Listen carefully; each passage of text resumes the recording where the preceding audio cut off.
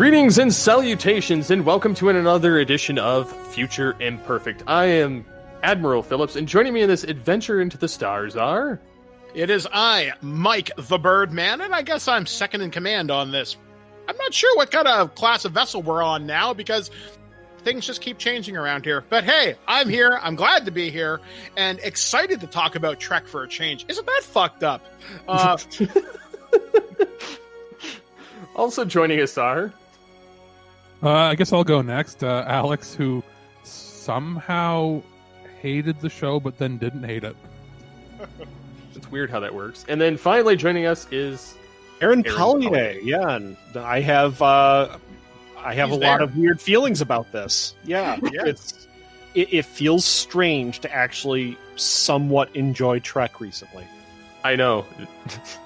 So I guess without further ado, what was your... We'll go into to the initial impressions as we were watching it, and then finally what we thought as it came out the other side. So, Mike, if you want to start with your initial impressions at hearing this culmination of what came out. Okay, so when Star Trek's Lowerdecks was announced, I saw the trailer, and I'm a pretty big animation guy, and I'm thinking, okay, this looks kind of like Rick and Morty style of animation. Don't know if it suits the Trek aesthetic, but it's not the Filmation stuff from the 1970s. So, okay, sure, you've got me hooked there. It's a popular animation look. And as the humor went on with the show, it did win me over as time went on. I wasn't a huge fan of most of the pilot, but as the show got on with more of its episodes, I know friends of ours who are also work in the media, CBS has sent out a press kit that showed the first 4 episodes. I think the show really hit its stride around episode 5 or 6 is where I really started to like things. But as it went on, I found myself liking the crew of the Cerritos a lot more for the most part. I will say, of the 2 lead characters, one I really, really like, and one floats between having some redeeming qualities and wanting me to blow her out of the goddamn airlock. I can't stand Mariner about 90% of the time. Occasionally she'll say something really profound. She'll have a good moment of character development. She'll have a good bit of banter with somebody. And then she instantly turns into hyper fangirl, annoying. I'm going to break rules for no visible reason. Boyemer. I'm with you there. With you there, man. Yeah. Now, Michael. Yes. We should probably clarify that she's supposed to be a likable character. If she was supposed to be an antagonist that you hated, it's one thing. Then she'd be doing her job. But you're supposed to I guess, side with her if the way it's written. I would dial her back about 30-40% because I more get Boyemer's point of view. I mean, Mariner does have some funny moments, but it's like they're trying to overcompensate for something. I mean, I myself am not a professional comedy writer. I'm very much an early creative writer, very, very amateur. And there's just some things with her that just don't click with me. Although I marathoned the season today in one sitting, I can see her arc now that I've marathoned it in 3.5 hours. And then now it makes a lot more sense. But having the week-to-week gap just lets you sit with it, and it doesn't feel good, and I don't like that. You know what it is? Everybody on the show, you amplify yourself in a cartoon space when you want to make it, cartoony. Everybody's about an 8 out of 10 on the amplification level. She's an 11 all the time. There's is there ever a line in the entire show where she's not yelling? There are some moments in the middle of the show when it's kind of revealed that she is Freeman's daughter, and she's talking with somebody, and she's like, look, I don't want people to find out. I don't want to get treated differently. And it took 5 or 6 episodes for this to even come out. And I realize it's only a 10-episode show, but I feel like something more should have come out a little bit sooner. And I know there are hints about it very early on. I think like even as early as the pilot. In fact, I'm almost pretty sure of that. Well, yeah, because the dad is an admiral. Yeah. He's like, hey, she's stuck with you now. And then she's like, oh, no, you didn't. Yeah, and it's just something about her character. I wish I like the voice actress, but I don't like the way she's written. No. It's also... she's obnoxious. She's written to, or at least the voice direction, is to talk very fast. And I which feel... Which is a Rick and Morty thing, I think. Which Rick and Morty works when... Rick and Morty, half of the dialogue is improvised. And then it's just rambling. Oh, wow. And I mean, it's one guy doing both voices. So he'll ramble one way and then ramble back in the other voice. And sometimes he does both characters at the same time. So it's a little more natural. Where this almost feels like it's almost like you're watching the show at 20% faster speed than you should. Yeah, I mean, one character that really stuck out to me, I think as the most likable, was I think the character's name was Tendi. She's the Orion science officer. I really liked her. I really liked her. I loved Tendi. I actually think that Tendi's the most interesting character in the show and well written. Mm-hmm. She's also the most Star Trek of characters because she has this kind of like beautiful like view of the universe. Well, this wonder. Yeah. The only thing that I have a complaint with Tendi, though, is that she's supposed to be a medical doctor, right? But she's rarely in sick bay, and she's often just doing maintenance off with Rutherford.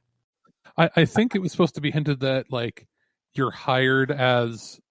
General Science Division? You're basically hired as a general labor shit position, and they call you wherever they need you, and your education means nothing. It's supposed to be like your...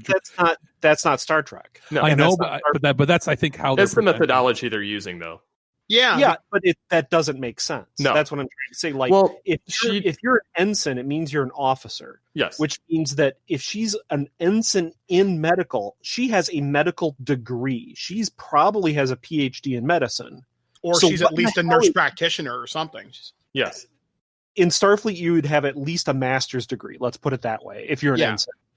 So what the hell is she doing in tubes doing maintenance?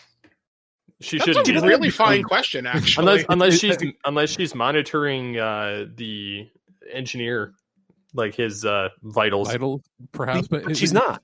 It seems to be hinted at that she just loves doing the work, so she'll do it anyway. And that seems to be what most of them in the lower decks, or at least in that crew, they all just love doing the shit work, so they just keep doing it. And maybe they would be promoted if that wasn't their personality types, I guess. Which is weird, because looking at the 4 main characters with Rutherford, Tendi, Boimler, and Mariner, 3 of them are easily promotable. If these people were on any other ship in the fleet outside of the Cerritos, they'd be at least lieutenant, junior grades, or if not full lieutenant, because they're mostly competent. They're just not extraordinary. Yeah, and that they've even said as much. If this were some other ship. Can I disagree and say that these people would have never been accepted into Starfleet Academy, let alone graduated from it? I think even Boimler, who was halfway... Boimler. Even Boimler, because he's socially incompetent. Well, I mean, we have a socially incompetent character in TNG, with Barclay. Yeah. But Boimler is so brown-nosy, is so kind of out of touch with anything in the command division at all, that he shouldn't even be out of Starfleet Academy, of first-year Starfleet Academy, let alone graduated in on a starship. So what you're saying is, if they had made this about cadets... Or crewmen that aren't officers? If they would have made this about people that aren't even in Starfleet Academy yet, but are trying to learn enough to get into it, like it's an internship. Yeah, they wouldn't be on a Starfleet vessel. Okay, so let me give you my overall impression, because maybe this will put my comments in context. Okay, I enjoyed the show. I actually thought when it was first announced, I was I'm okay with that. It's a cartoon, big deal. I enjoyed the 1970s cartoon. It was great. And they're going to have some comedy in it. That's fine. It's a cartoon, no big deal. Watching it, I could not say that this is canon. It cannot be canon. There are so many like in jokes and references that it's clearly meant to be a comedy for the viewer rather than a dramatic production of in the Star Trek universe. It took me a while to come to terms with it. In my mind, I'm like, okay, think of it like the whole show is one big Animaniacs sketch. Yeah, but it's not canon. Now, that being said, if it was canon, none of these characters would be there. There's absolutely no reason why the whole command staff wouldn't know that Mariner was the daughter of the captain. Yeah, because that would be in their goddamn file. This is the definition of a leave your brain at the door popcorn cartoon. Yeah, and that being said, if you go, okay, this is definitely not canon in universe. This is a comedy. These characters don't really fit. If you do that, it's a fun show to watch. And I enjoyed myself. Yeah. And that being said, I hated Mariner. I thought she was way over the top, unlikable. Generally a drag on the rest of the show, where I liked Boimler even when he was being a little bumbling. I'm like, this guy has, the best intentions. Yeah, he's bumbling, but he's a good guy. Tendi, the Orion girl, fantastic. Like she's like this bright-eyed, bushy-tailed new ensign. Rutherford, a great engineer. And my favorite character in the show is a background character, and it's the Cation doctor, T'Ana. Because I love that character, how just gruff and pissed off she is constantly, and how she swears and is bleeped out. I think that's hilarious. So is the show like great? No, it's not, because there are so many weird things that are happening in it that just aren't Star Trek, or are clearly made to be a joke to the viewer rather than be in universe. So it overall, like the entire season, I would say it's 5 out of 10. Is it worth watching? Yeah. It's the best thing since Enterprise went off the air for Star Trek. And it's 1,000 times better than Picard or Discovery. I actually laughed and had a smile on my face at points during this season. Lower Decks, which is a whole hell of a lot better than Discovery or Picard.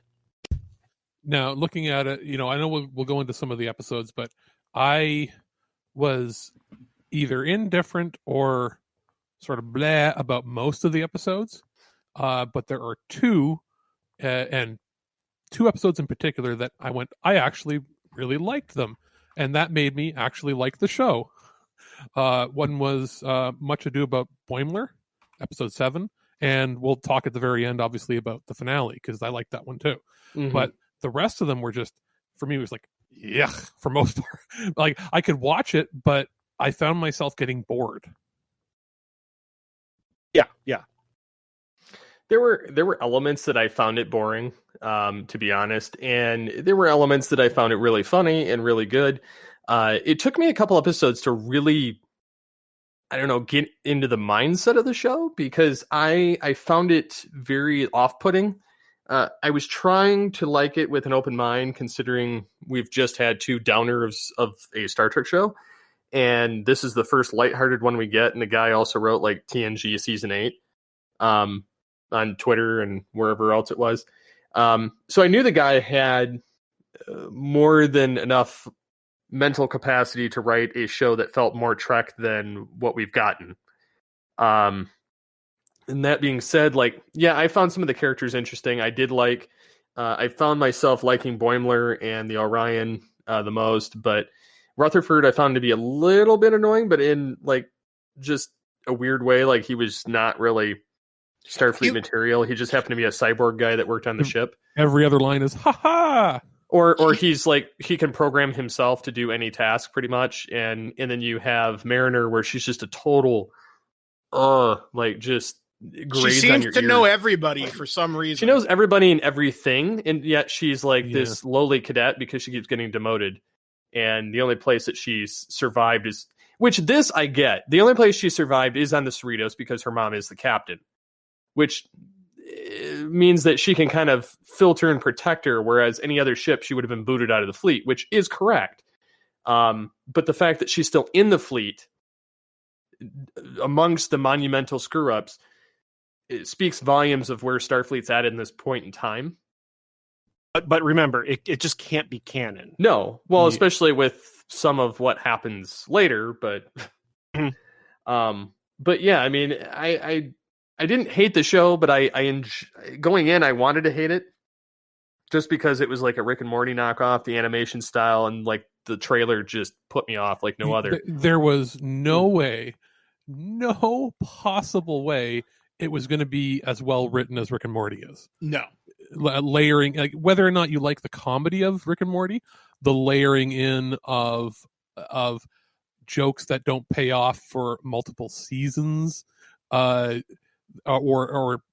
callbacks to different things, background B and C storylines. They were not going to have that kind of witty writing in here. I had no hope of that. What I hoped for was, would this be a cartoon that as a kid, and I had to put myself in that mindset, as a kid I would have liked to have watched? And I would say for overall, yes, I would. Saturday morning cartoon, if you take out some of the more crass stuff with like the bleeping of the swear words and stuff, this would have fit on like Adult Swim for sure. Adult Swim or Fox or something in the early 2000s when they were experimenting with new shows. I think one of the things this show has going for it is that it can attract that Rick and Morty audience. Is because if Trek is suffering from anything right now, in my opinion, is it needs an influx of new blood. Because a lot of the older fans are grumpy, and Star Trek has tried to do something with Picard and Discovery, and there's pushback on both sides. Like, some people really like Discovery, some people really like Picard. And there's fans like us who are a little more critical of it. We like aspects of both of those things, but it's not us. But we're not drawing anybody new in, or at least remarkably few. I think Lower Decks is a chance to reach out to a new youthful audience, which has more spending power. Not on CBS All Access. No, which is weird. Lower Decks is actually Star Trek in its own weird way. Mm-hmm. Yeah. Picard and Discovery are like the antithesis of Star Trek in many ways, where it's dystopian and dark and not hopeful at all, and the characters are not memorable. Like, hey guys, we've been talking about Lower Decks, and we actually know characters' names. Yeah, I can name 3 characters out of Discovery. I can name maybe 3 out of Picard, and one of them I only call Allison Pill and Romulan Samurai. That's all I can remember. There's Romulan Legolas. I don't know his name. There's Murder Girl, and there's drunk Spanish pirate. But then there's like Lisa Laser Eye in Discovery. I don't know her name, and they've mentioned it like twice. But like in Discovery, Saru, I don't know. Yeah, Tilly. Okay. Stamets. And see, I can't even do that, and I've watched every damn episode of Discovery like 4 times to take notes on it, and I still don't know their goddamn. But you know what? There's 10 episodes of Lower Decks, and here we are talking about Rutherford, about Tendi, about Boimler, Mariner. As much as we hate Mariner, we can still remember her name. There's Ransom, who's the first officer. There's Dr. Ta'ana, who's the Cation. We know these characters. There's Badgie, for God's sakes. My God, I love Badgie. Badgie is the most Rick and Morty-ish of all the sort of characters they've made. I loved Badgie. As crazy as that is, as un-Star Trek as Badgie is, that was fantastic. You're going to have to take off my all the holodeck safety. I'm going to help you. And Thank you, Father. Wait, are you going to try and kill me again? Maybe. Badgie.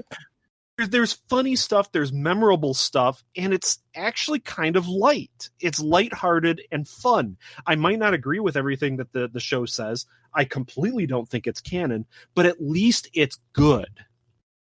Yeah, and that's something I think Lower Decks can really bring to the franchise. It can bring back that sense of hope, that sense of lightheartedness. It can bring new people in. It can make people excited for this. And this is the most, yeah, it can be fun. Like, this is the most fun I've had with Star Trek since the revitalization of the property with Discovery. I remember how disappointed I was with Picard. In fact, I actually had an interaction with a fan on Twitter a couple weeks ago. They were exclaiming how excited they were about Picard, and I said, I can't get excited because Captain Picard fights the fucking Reapers. Yet with Lower Decks, I saw things in Star Trek that, you know what? Maybe they don't solve every single weird disease that happens in space. There's this freak funny farm that they call it, because you know what? Without, a Dr. McCoy or a Dr. Crusher or a holographic doctor, not every weird disease gets cured. There has to be a place for these people to go. That was the episode that I first watched, and I was like, I actually like this now. Yeah, it was legitimately interesting. Well, it's especially when they realize that they are finally going to, to a sanitarium. And it's all beautiful women, and they're fawning over him. And they're like, "You're not really a freak," and they kick him off the planet. He's like, "No, I want to stay." They are there to get better. That's it's not like they're just there to be hidden and they're treated nicely. It's there that they're actually getting treated and made better. Yeah, they're being cured. There's still hope in that. This show, it's not saying much, but this show is a lot better than the Stargate cartoon was when they made that. There was a Stargate cartoon? Oh, I didn't even know that. Oh, yeah. Stargate Infinity. I watched it on Saturday mornings. Wait, I think I remember this. I think it had a terrible toy line. Several hundred years in the future, and it is bad. Bad. So I was worried this was going to be worse than that, and it is thankfully not.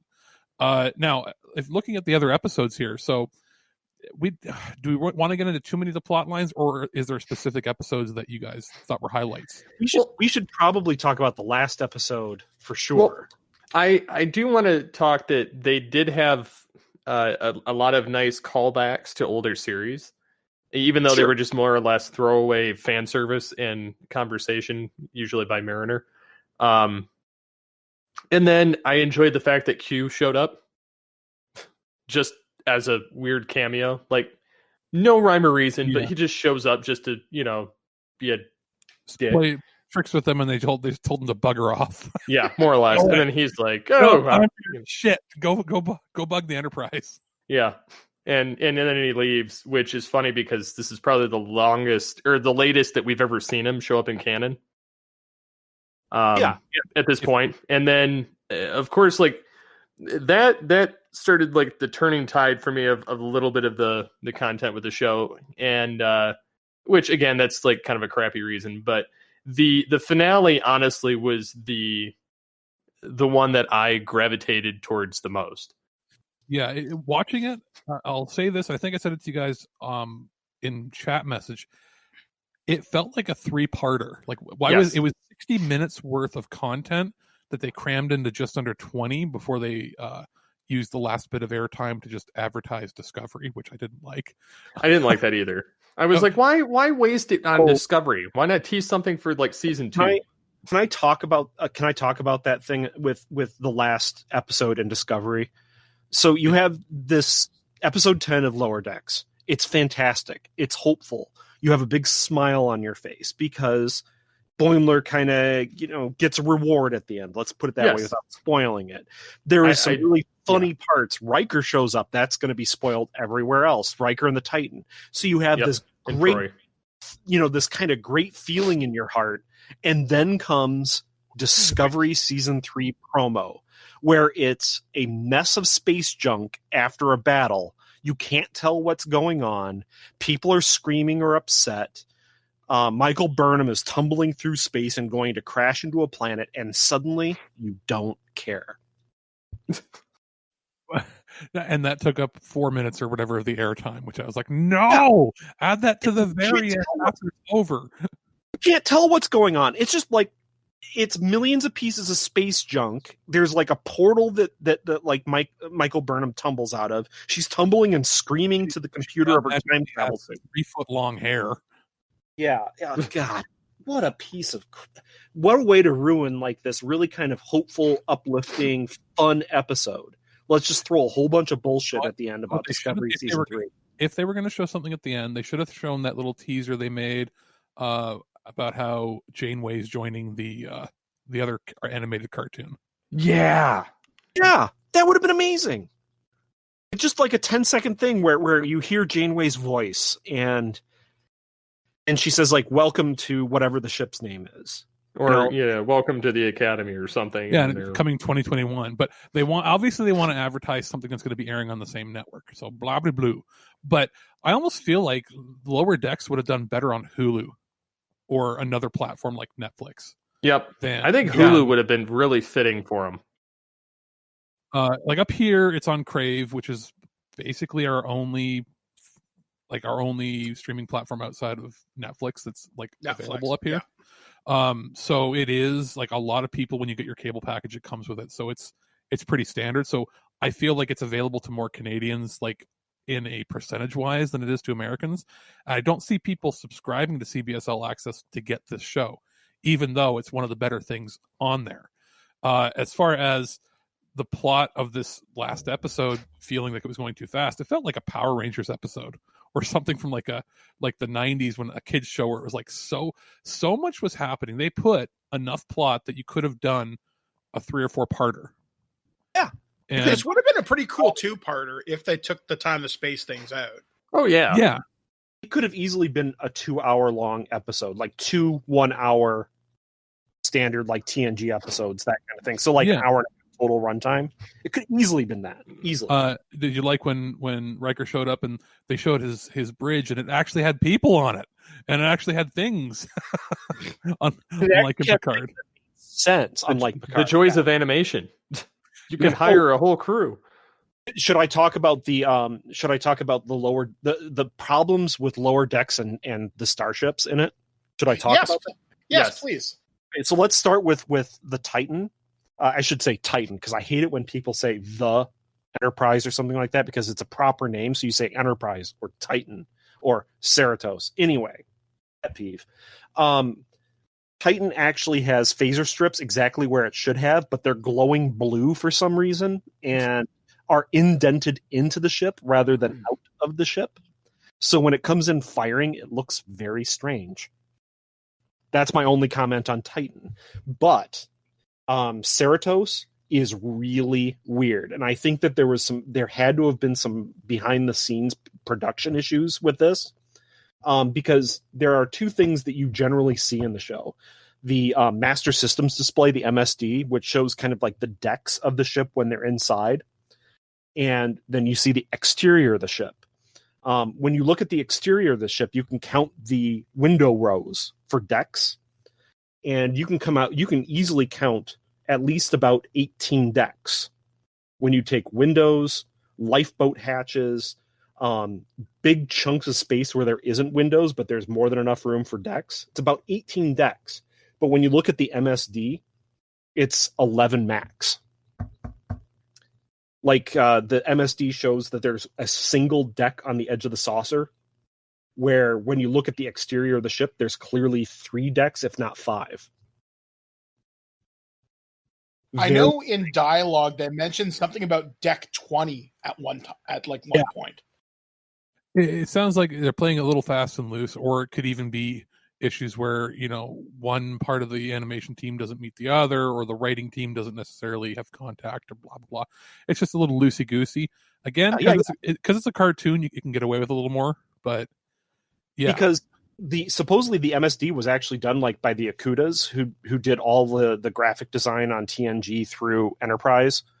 So they know what they're doing. I trust the Akutas, right?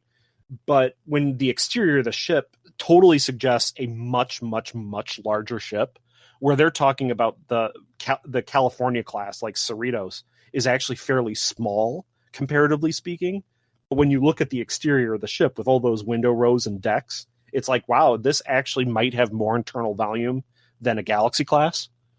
it's huge from the outside. Yeah, it's strange. Now, how many different types of ships do we see in the show? We see the Cerritos, we see the Solvang, which gets blown up. We see the Titan, we see the Vancouver. Was that another type of the Cerritos? The California Was it class. another California? Yeah, it's Cerritos. You have the Solvang, which is another California class. There's the one that has the Tellarite captain in it. Is it Merced? Yeah. That is also a California class. Titan is a Luna class. But you see some stuff in the background, but the only like close-up ships, if I remember correctly, are only Californias. That's what I thought, because I was wondering, because I guess I looked down for a second and I was trying to figure out, because they go to one episode and they meet Mariner's friend who's now randomly a captain, and she's commanding the Vancouver, and they mentioned this class can do like heavy demolitions or construction on planets. That is a different class. Vancouver is a different class. I don't know what the class name is. Okay, yeah, because I was wondering about that. I'm thinking that is really fascinating to add that to canon loosely. Because obviously I'm a big dork, and whenever I see something new and shiny, I'm thinking, I want to put that in a role-playing game or something equivalent. But I thought that was interesting how Lower Decks did that, how they were introducing little things like that. Vancouver is a Parliament-class starship. Okay. And what are its defining characteristics? We see it once, that's it. That's unfortunate, because I think that's a cool sounding name for a ship, first off. So go Canada.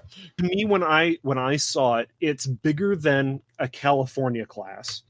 It definitely has more decks, but it kind of looks like a pared down Nebula. Does that make sense? Like, yeah. You don't have the big roll bar that a Nebula or a Miranda has, but it has these giant impulse drives on the back that make it look like it's a freaking beast at sublight speeds. So I don't know. It does look bigger. Like, I can look at a picture of the ship and count 1, 2, 3, 4, 5, 6, 7, 8, 9, 10 decks on the upper side, at least, like on the upper side of the saucer. So it's definitely bigger than a California class. Isn't it cool, guys, having a guy who knows ships with us? It looks like 3 or 4 decks on the edge of the saucer, and it has those weird saucer indents that a California class has as well. It's bigger. It's bigger, but I bet you there's an MSD somewhere of it that shows it tiny as well. The internal and external stuff is weird in this show. It doesn't really add up. It's another one of the things that makes me think that it's not really canon. One of the things.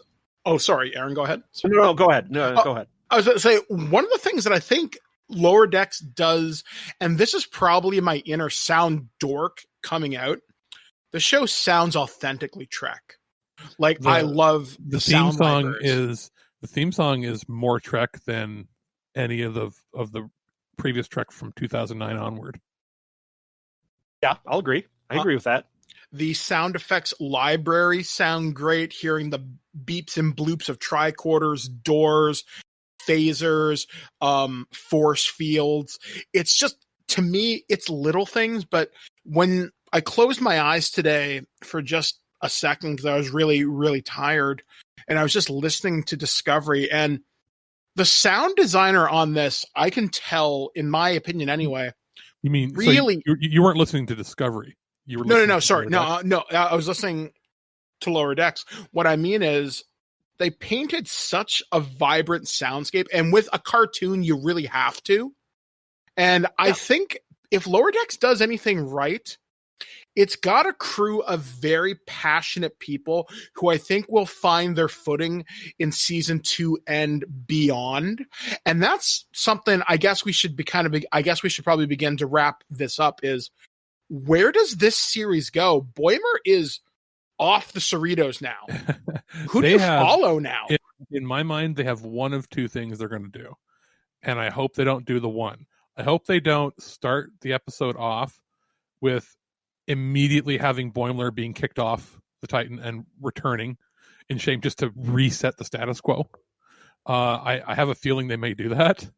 Or does it follow? Does it jump back and forth where it's a few episodes of him there and then he comes back? I don't see them writing him out of the show.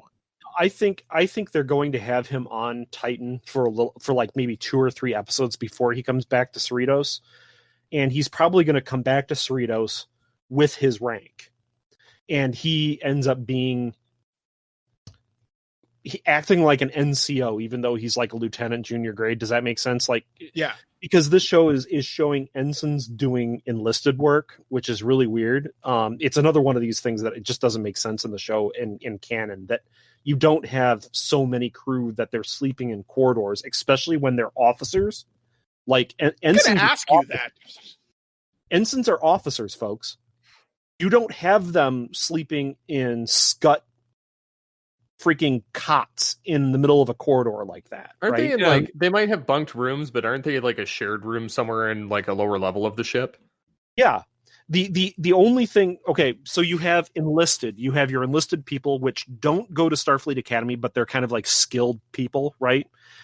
Just like in the Navy, you have your enlisted people, you have your torpedo like men. O'Brien. Yeah, exactly. They might actually be in shared rooms, right? But they're not going to be in corridors. Your ensigns are above those people. Your ensigns are officers. Why in the hell are they sleeping in corridors, first off?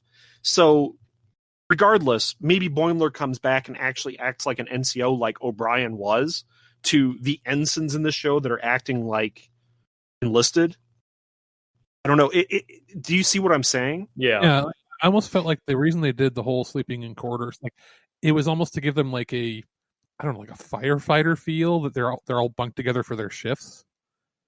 But which again didn't make sense to me. I thought like that would have been like, I could see them being bunked together if they're like a go team for like an away team or something. But they're all different departments, and yeah, you know what I mean. Like, yeah, if they were all in security, and they're all enlisted. They're enlisted and they're bunking together because they're on the midnight shift.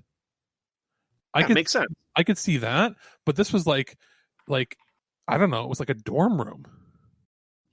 It's literally a corridor. Remember, it's not even a room. They're sleeping in nooks in the corridor. It's not even a room. People are walking by all the time. Yeah, because I was always curious to know how this was laid out and why they're doing this. Because they were sleeping like in those Japanese capsule hotels. Yeah, where you just like pull the blinder so that nobody else will disturb you while you're sleeping. And again, it's not like this ship has so many crew that they should have to be doing that. And it's not like this ship has a limited amount of space inside. Even if you go by the MSD, which shows like 11 or 12 decks, there's more than enough room there to have like 200-300 crew. I think at one point they mentioned there's 105 people aboard the Cerritos. I think that was a number that I remember hearing more than once. It was low 100s. Yeah, like it just seems to me like the deck layout and the ship sleeping arrangements. And I know that's nitpicky as hell, but it, like Aaron pointed out, these guys are officers. They're not just some schlub who changes the lights on, the LCARS display. It's likely a excuse to save on animation so they could have them all in one place for extended periods of time. Which makes sense. Yeah. Now, I wasn't sure, before the show started, like, should it get a second season? After watching the finale, yeah, it's kind of clear. Like, I almost wonder if, because the guy who wrote the pilot episode also wrote the finale, and the pilot does feel distinctly different from what the show ended up becoming later on. Mm-hmm. I'm wondering if this was a case of he's not told if they're going to get a second season, and he's like, fuck it, I'm just going to write the Star Trek episode I want to write, and we'll fit it in. like if it was, that's the intended way he wanted to make the show, but CBS is like, make it wacky. Yeah, I could kind of see that. I mean, in the finale, honestly, like I loved it just from the fact that they actually showed the Titan, that they have Riker, that they have Troy on it, that they have Boimler actually, get what he wanted out of it. And then the fact that, it was still had some wacky elements to it. And I really hope that they don't go the route of putting him back on the Cerritos or making him demoted and putting him back in the hole down there. But I think that there's a lot of room that they could still go with it. And after seeing the finale, I definitely liked it a lot more than I cared to admit. You think they might bring him back as a replacement for the head of security? I could possibly see that, or I could see one of the other three getting promoted somehow up there. Like, I could see him becoming like a con officer on the Cerritos and having some of the other ones finally get promoted, and then maybe Mariner's like, hey, this sucks. I'm down here by myself. Maybe I should actually straighten up enough to get promoted. Yeah, I mean, the show, I think, now has demonstrated over 10 episodes. It had a rough start, but it started to find out where it wants to go. With things looking up to season 2, do we know when it's coming out? Sometime next year or the year after? It's soon-ish. It depends on where is it animated? That's the question. That I don't know. That I don't know. I know they were talking about Star Trek Prodigy, which is the Janeway show, comes out next year. It's entirely animated in the States. So they're not looking at 6 month to a year lead times like a lot of the Korean shows are. Mm-hmm. So, I mean, potentially, if it's written and they can voice it, we could get it next year. We could get it next year this time. I'd be okay with that. I'd be okay with that too. It's a more realistic timeline than 2 years from now we'll get another season. No. You know what's funny? I'm more excited to see more Discovery, or not Discovery. I'm more excited for more Lower Decks than I am for any more Picard or any more Discovery. I'm going to give a willingness to watch Strange New Worlds, and Prodigy has my waifu, which is Captain Janeway. I know, find me strange and weird, but she can do anything she wants. That's okay. My Captain Baby. Even though she's supposed to be an admiral? I don't care. I'm going up the chain. I'm going to hell for that one. I'm more than willing to watch more Lower Decks. I'd rather watch Lower Decks again than even a single, like the entire season of Lower Decks, than a single episode of Discovery or Picard. I'm with you there. Like, there's only one Discovery episode that I would probably throw in there as watching. One? Well, besides that, because he's just funny as hell. And that would be the one where you find out why, like, what sealed Pike's, destiny of becoming into the chair. Yeah. With the Telos 4 episode actually is good, but that's barely a Discovery episode. That's kind of like an original series episode that's made today. It's kind of like, fingers crossed, that's what they're going to use as the template for Strange New Worlds, sort of. Yeah. I'm hoping that hope. I'm hoping they do well with that, because at least then I would have one Trek show that's live action that I would care to watch. And I'm going to watch the others just because they're a train wreck and I want to see how they go because of Star Trek. But honestly, I probably won't watch them a second time. So, final question to our panel of esteemed admirals here. What do you want to see in season 2 of Lower Decks? For myself, I like the character developments that I'm seeing. I really want to see Tendi and Rutherford's relationship develop, because I love that scene right in the very end where they're like thinking, you don't remember who I am? He's like, no, but I don't remember what I don't remember. And she's like, that's exciting because I get to become your best friend again. That was genuinely heartfelt, and I want to see more of that. That made me feel great, man. Oh God, she was so, because there are so many ways that you could have that be a big downer, like, oh, you don't remember this great relationship that we had, and it wasn't sexual by any means. They were just really good friends. Oh yeah, and then there's so many ways that could just be played for a downer, but it wasn't. It was like, man, I get to be your best friend all over again, and I raised my hand and I said yes. That's how it should be. Yeah, exactly. That is Star Trek. That's hope. That's positivity. Thank you. That's what they stand for. Thank you. I hope in season 2 we finally get to see Captain Worf. Yeah, that would be Michael cool. Dorn should do it. That would be cool, seeing him come back, because he said he'd love to come back as Worf. He just doesn't really want to put on the prosthetics and be he doesn't want to a put regular on the prosthetics until they give him real money. Because Yeah. it's funny how that changes everything. But So as far as it's Patrick Stewart level money. Yeah. like if they Give me came his up- money and then I'll show up. if they said, "Hey, we're going to do a Captain Worf, we're going to do a couple Captain Worf TV movies," like they were trying to do 10 years ago, and like if they said, "Hey, $20 million," he'd do it. But I could see him coming back, and they could even do, have him be a recurring character that shows up now and then on there, having him, have him pilot a ship, so we get to see his adventures, or even if it's like a flashback of, I don't know, Mariner served with him, maybe on his ship for a little bit. She mentioned Worf at some point, doesn't she? Yeah, she mentions and Riker, helped train her and all this. So they could do it where, like, how she met Riker is she was, just a cadet or something and it was out with Worf. So you could do a Captain Worf episode. I don't know if I want to see Borg anymore. No, I'm kind of over that. Do you know what I want? I'll pitch you my season 2. Okay.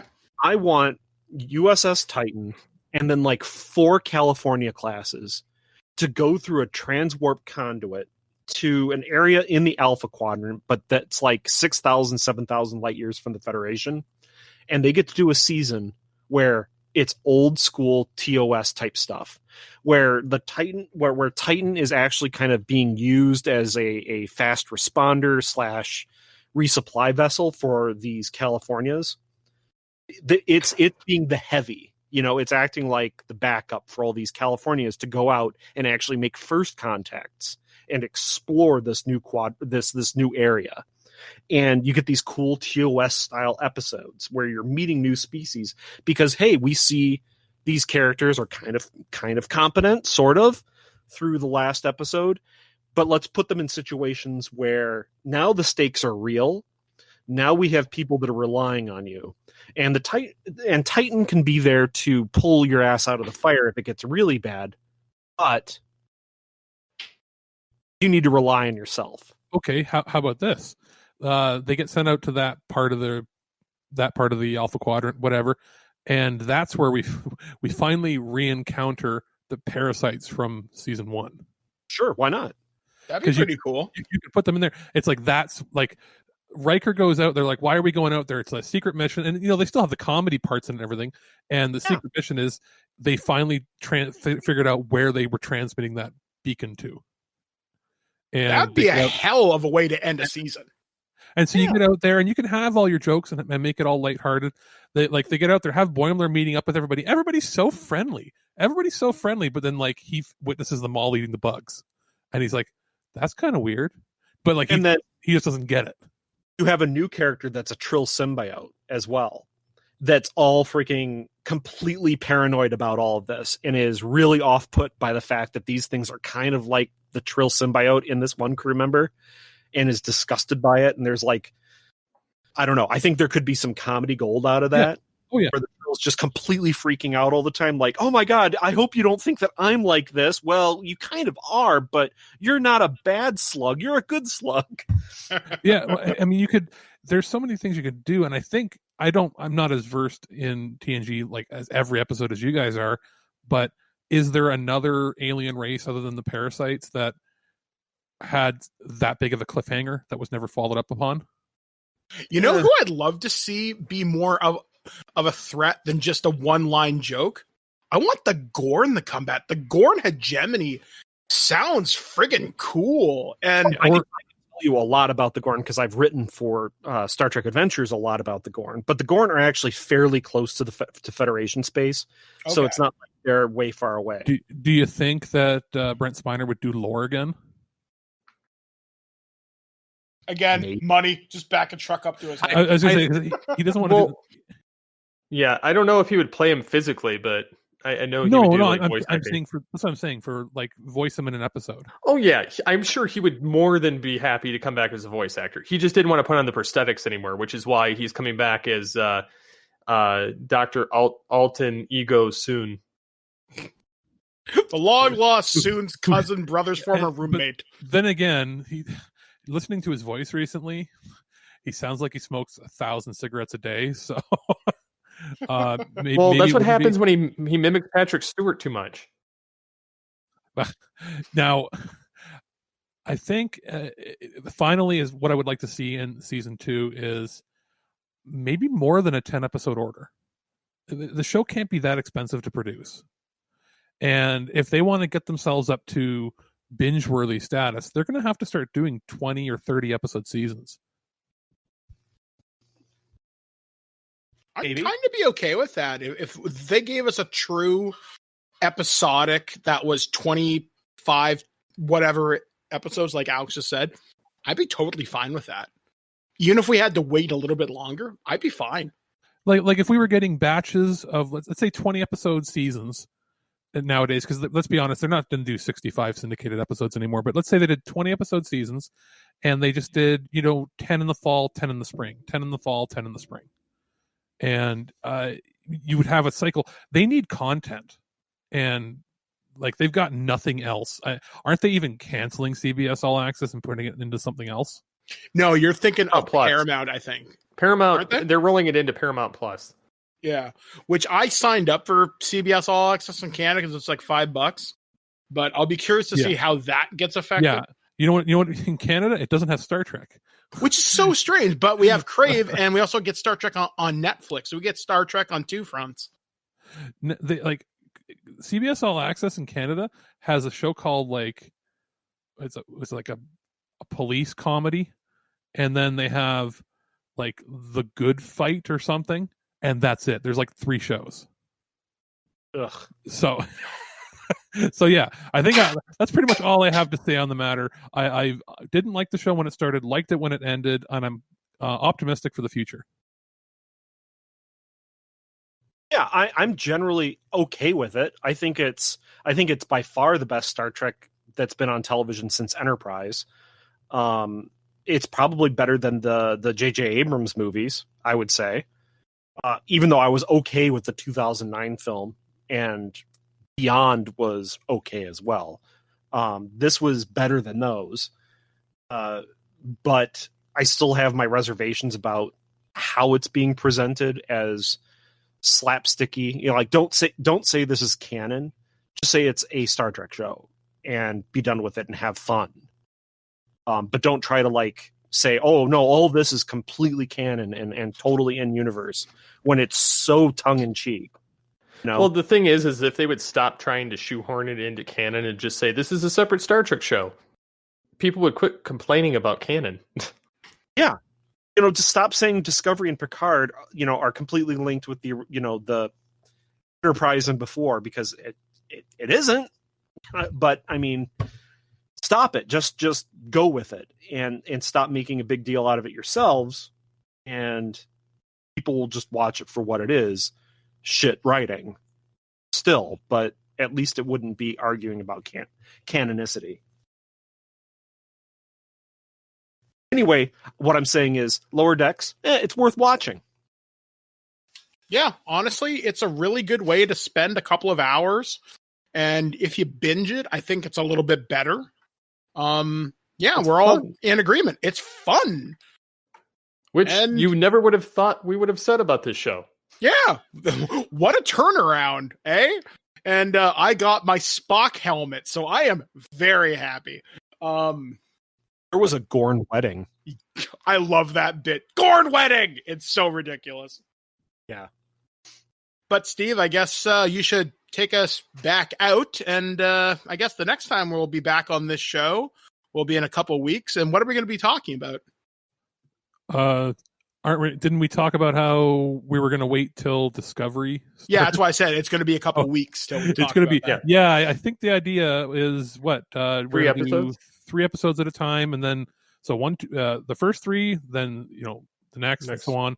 And when the 10th episode, which is the final for the season, airs, we'll do a recap and discussion on that, because that way we'll have hopefully a significant amount of plot and points we can talk about for each, because if it goes like last season's with us every episode being upset, I'd rather only have to do that every 3 weeks.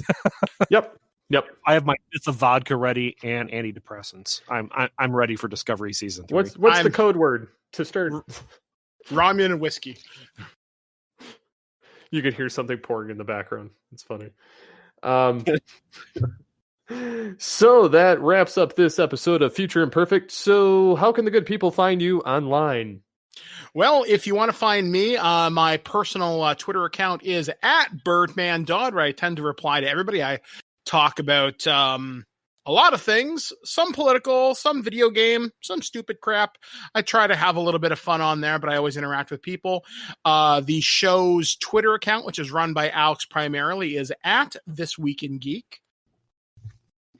I'm on Facebook as Aaron Pollyea. You can find me there. Mike basically covered me. I'm look up anything This Week in Geek, and I'll be able to respond to you. And of course, you can find me on the Twitters at SCP21 or at Altered Geek. And there's a Twitter for this, I believe, as well, at Future Warped. So you can get a hold of us on all of these different methods. So until next time, live long and prosper. Gourd wedding!